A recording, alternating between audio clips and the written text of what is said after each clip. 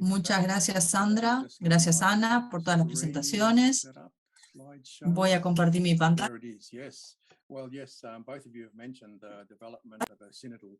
Ustedes dos mencionaron la Iglesia Sinodal. Lo que trato de hacer es ver la relevancia de nuestra historia de Pax Romana. ¿Cómo sería la relevancia en el desarrollo futuro de la Iglesia? Hay que ver qué hicimos en el pasado para poder ponerlo en contexto. Estas son las dos preguntas que me habían hecho. ¿Cuál es la importancia hoy de pensar y escribir la historia de Pax Romana? Y voy a mostrarles lo que ha hecho el movimiento en los últimos 100 años, algo que es muy relevante en este contexto de desarrollar una Iglesia sinodal. Y creo que el movimiento ya ha tenido un gran impacto en la Iglesia, en su camino, y es una forma de mostrar cómo la Iglesia puede continuar en el futuro. Espero que vean mi pantalla. Acá les muestro un contexto. Pueden ver en francés y en inglés y en español. Acá tenemos la palabra sinodalidad que empezó en los 80 más o menos. En aquel momento se usaba exclusivamente en un contexto de lo que era ortodoxo. Entonces esto es algo que sacamos de la Iglesia ortodoxa, y el tema de caminar juntos. Pero tenemos que decir que, aunque no hayamos utilizado esta palabra en la Iglesia Católica, es muy relevante, porque acá hay algunos puntos que Pax Romana ha actuado como un movimiento sinodal para la Iglesia. Y es muy interesante mirar para atrás, el principio. No vamos a escribir la historia hoy, pero quiero destacar algunos puntos. Desde el principio, fíjense, cuando recién se empezó a hablar de esta idea en 1888, esto viene de los estudiantes católicos. No decían vamos a juntar las personas, pero ellos eran estudiantes católicos que se juntaban. Hubo muchas subidas y bajadas en los próximos 30 años, se formó un congreso, una oficina internacional católica para la información y el enlace. Muchas veces hay curas involucrados, pero no exclusivamente. Claramente podemos ver que es un movimiento que nosotros queremos llevar adelante como una iglesia. En 1925 tenemos el liderazgo aquí. Tenemos el presidente Max Gressler de Suiza, el secretario Giuseppe Spataro de Italia. Quiero contrastar esto con nuestra experiencia en la iglesia hoy. Todos conocen Caritas Internationalis, que fue electo como visto como nuevo presidente. Juan Ley, presidente en 72 años de historia, reemplazando quien había muerto antes.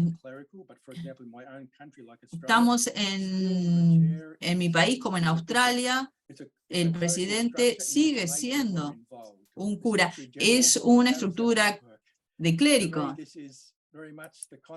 Para mí esto es el concepto de Padre Pío XI. Las personas llegan cumpliendo con lo que quería la jerarquía. No es un concepto malo, pero es un contraste. Caritas Internacional hoy está organizado y tienen su experiencia como Pax Romana. También quiero mostrar cómo Pax Romana tiene un impacto desde su origen, de cómo empezó desde su origen con un impacto. El segundo momento clave en la historia fue la implementación, el lanzamiento de los congresos mundiales de Lay Apostolate.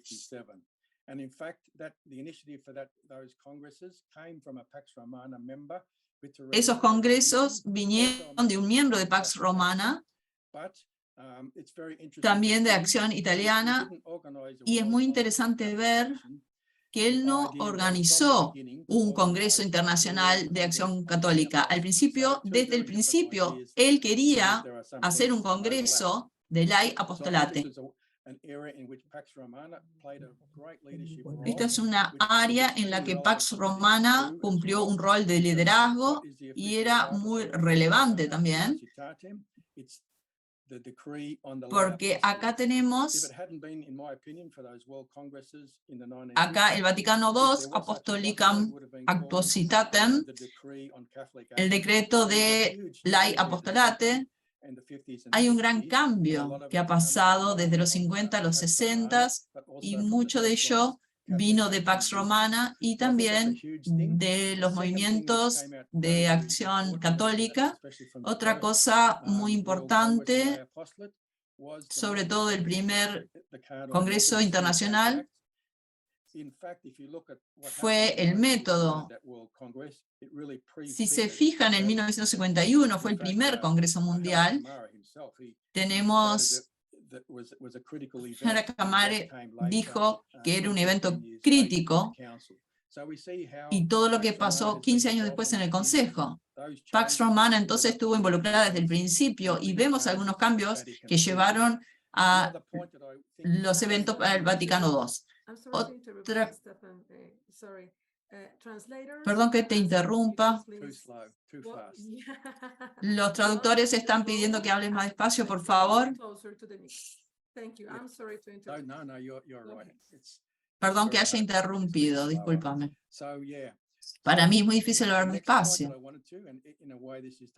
Lo otro que quiero mencionar es cómo Pax Romana fue pionero en el desarrollo del rol de liderazgo de mujeres en la Iglesia. Acá tenemos un ejemplo muy importante que es Rosemary Goldie, que es de australiana, y ella desarrolló su carrera internacional a través de su experiencia trabajando con Pax Romana y luego con los congresos mundiales y en Vaticano II y luego del Consejo Pontífice para Laity. Acá hay áreas donde Pax Romana tuvo un rol pionero. Todas estas cosas, estos aspectos que ahora están bajo el título de sinodalidad en la Iglesia. Queremos tener un rol mayor para las mujeres y para la gente en general en la Iglesia. Y Pax Romana es un gran ejemplo y hay que verlo. Y es algo para que la Iglesia piense para el futuro. Acá tengo las conclusiones, donde Pax Romana ha sido pionero en la sinodalidad de la Iglesia en diferentes áreas. Una es el liderazgo en ley, y también es una organización de abajo para arriba, no es de arriba para abajo. Es una forma democrática de organizarse. Luego tenemos una coordinación y acción internacional. Ya les dije que en Caritas hace 2 años empezó con... Ahí vemos que Pax Romana ya estaba liderando esto hace 30 años. Lo mismo aplica a esta idea del liderazgo de mujeres en la Iglesia. Y también está la idea del apostolado lay, que es medio paradójico, porque es algo que se perdió desde el Vaticano II. Estas son razones por las cuales es importante para que nosotros hablemos de la historia, escribamos nuestra historia, hacer conocer nuestra historia, y para concluir, seguimos siendo un movimiento joven. A veces las personas dicen algo que pasó hace 100 años, parece que hace mucho tiempo, pero en un ciclo de vida humano no es tanto tiempo. Pero fíjense nuestros colegas, hermanas, hermanos de la congregación religiosa, San Vicente de Paul, es una organización que tiene 200 años. Y luego miramos exclusivamente organizaciones religiosas, jesuitas, hace 500 años, los franciscanos, 800 años, los dominicanos, 800 años, benedictinos, 1500 años. Así que no estoy hablando solamente de los jesuitas, pero capaz que es algo irrelevante, hoy no es. Cada vez es más relevante hablar de los jesuitas, el Papa Francisco. Estamos entonces, de alguna manera, estamos empezando en esto. Y Pax Romana tiene mucho para contribuir al futuro de la Iglesia. Muchas gracias. Muy bien. Lástima que la traducción del inglés fue tan mala. Por favor, para de compartir tu pantalla. Stop sharing your screen. Thank you very much. Bueno, pues muchísimas gracias, Estefan, por esta presentación que haces. Nos has mostrado diferentes áreas en las que Pax Romana ha sido pionera. Dices tú, en la construcción de un modo de ser iglesia que hoy llamamos sinodal, mucho más horizontal, y nos recuerdas tú incluso pues la novedad de todas formas del concepto. De ahí que Pax Romana pueda ser entendida como una pionera de este tipo de iglesia, una iglesia mucho más horizontal, que construye desde la perspectiva de las periferias, de una construcción desde la iglesia toda, en la perspectiva de una iglesia pueblo de Dios. Constatamos que Pax Romana fue partícipe de muchas transformaciones, e incluso punta de lanza, ¿no? Avangarde de otras tantas, de las que cristalizaron en el Concilio Vaticano II. Has también referido de manera particular su importancia en haber abierto el camino a la participación del laicado, especialmente del laicado juvenil, en la tarea de la evangelización y la renovación teológica y pastoral en el contexto de una iglesia tradicionalmente dominada por estructuras clericales. Señalas en ese sentido el liderazgo del movimiento en el apostolado estudiantil e intelectual, en la acción y la coordinación internacional, abriendo espacios para el liderazgo femenino.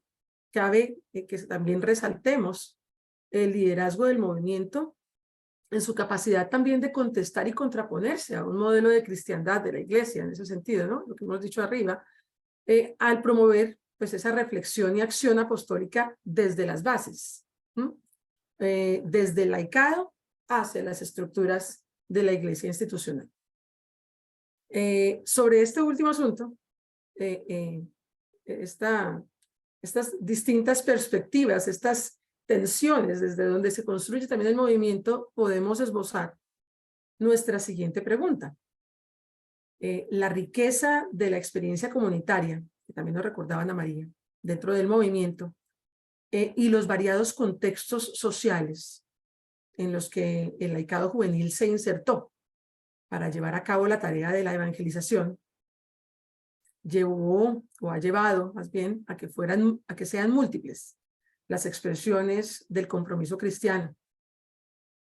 Esas expresiones del compromiso que se hunden sus raíces en la vida cotidiana de los cristianos comprometidos y de las comunidades de fe, son, diríamos, inconmensurables en su diversidad. Y en esa diversidad son fuente de múltiples memorias que dan cuenta y definen la identidad del apostolado que se lleva a cabo dentro del movimiento.